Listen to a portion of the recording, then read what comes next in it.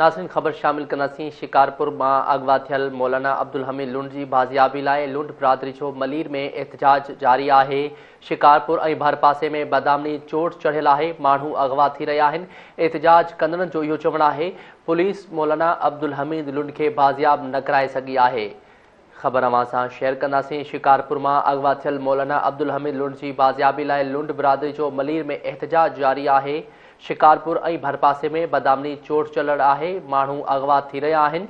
Police मौलाना अब्दुल हमीद लुंड खे बाज़ियाब न कराए सघी आहे। एहतजाज कंदड़नि जो चवणु आहे। वधीक तफ़सील मालूम कंदासीं। असां राब्तो कयो आहे धरती टीवी जे रिपोर्टर सजाद छजड़ो सां। जी सजाद, वधीक छा तफ़सील आहिनि?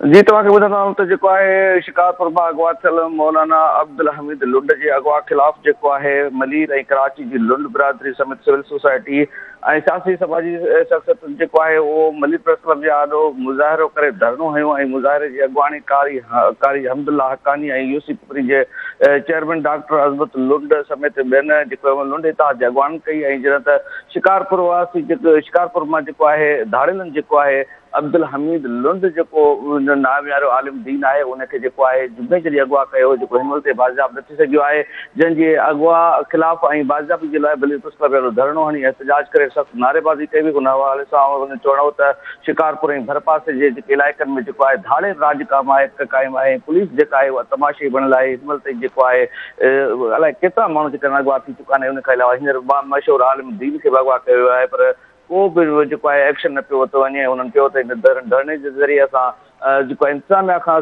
निगरान वॾे वज़ीर ऐं वज़ीर दाख़िला खां निगरान वॾे वज़ीर खां समेत ऐं IG सिंध ऐं SSP शिकारपुर खां घुर था कयूं त मामले जो नोटिस वरितो वञे। ठीकु आहे, मामले जो नोटिस वरितो वञे। ठीकु आहे, वॾी महिरबानी सजाद तफ़सील ॾियण जे लाइ।